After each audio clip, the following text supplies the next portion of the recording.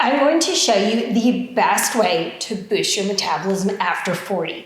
Maybe you've noticed your energy dipping, your weight creeping up, even though nothing has changed, or maybe your cardio just isn't cutting it anymore.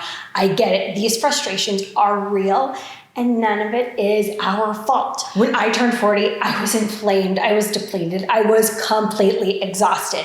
And that's what pushed me into 5 years of research on age, on hormones, walking, HIIT, and strength training. Today, I'm going to break down the 5 things that truly increase your metabolism, all backed by science, and that actually work for women over 40.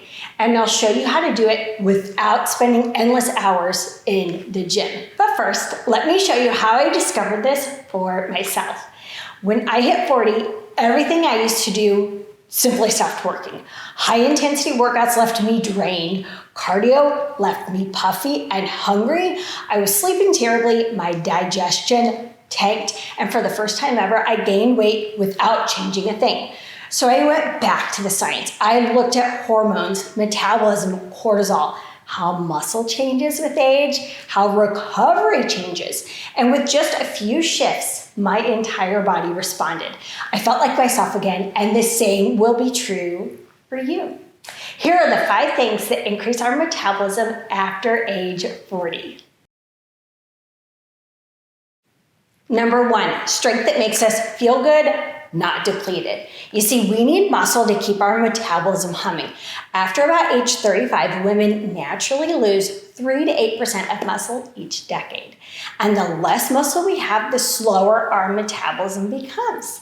That's why strength training matters so much after our mid-30s. The real benefit in strength training is how it changes what your body can do all day long. You see, muscle is metabolically active. Your body handles blood sugar better, so less energy is stored as fat. Muscle helps balance your hormones. Muscle makes your body feel capable. In our 40s, we need targeted lifting. We need workouts that are sustainable, not depleting, so you can show up week after week and it doesn't burn you out. But how you do it also matters. You don't have to lift to failure. You don't have to be completely depleted. A lot of us think that we aren't working hard enough unless we push every set to the very last rep. But research shows you don't have to train to failure to build muscle. Stopping with 1 to 3 reps, still left in the tank as we call it, is called reps in reserve, or RIR, and it's going to produce the same benefits. And I'll include all of that research in my strength training guide below. Number 2, progressive overload matters. As you improve, you need to continue changing the stimulus, the weights, how you're moving to continue seeing results. Otherwise, you kind of stall out. Progressive overload simply means lifting a little bit heavier, slowing down a tempo, using different equipment, or maybe adding a pause at the bottom of an exercise. These small changes increase the challenge without increasing the workout time. And if you don't increase anything, your metabolism has no reason to increase either.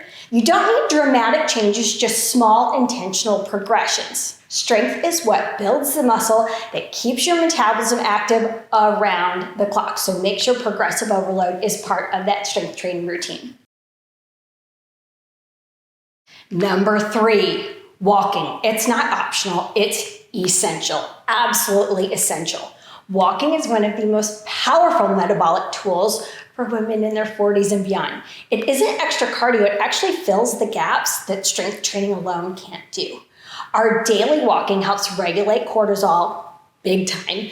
It helps fat loss, it supports hormone balance, and it reduces inflammation.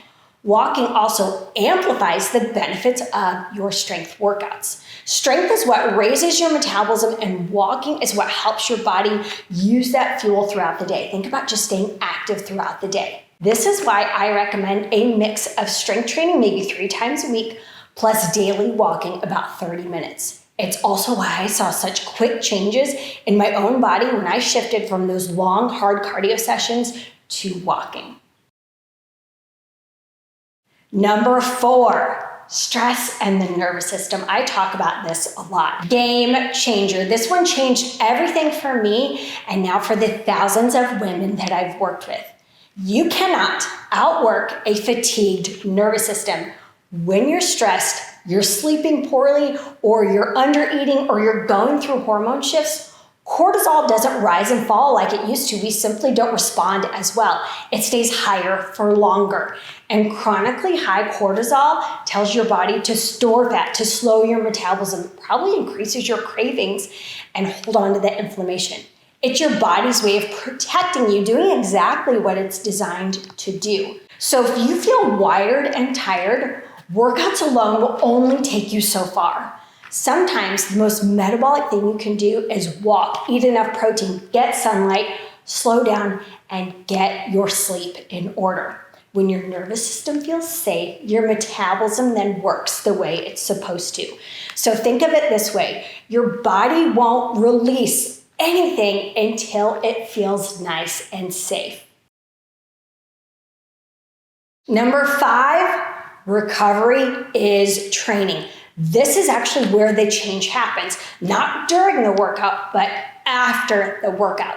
You see, as estrogen and progesterone fluctuate in our 40s and into our 50s, our muscles take longer to recover. So what used to work maybe stopped working, right?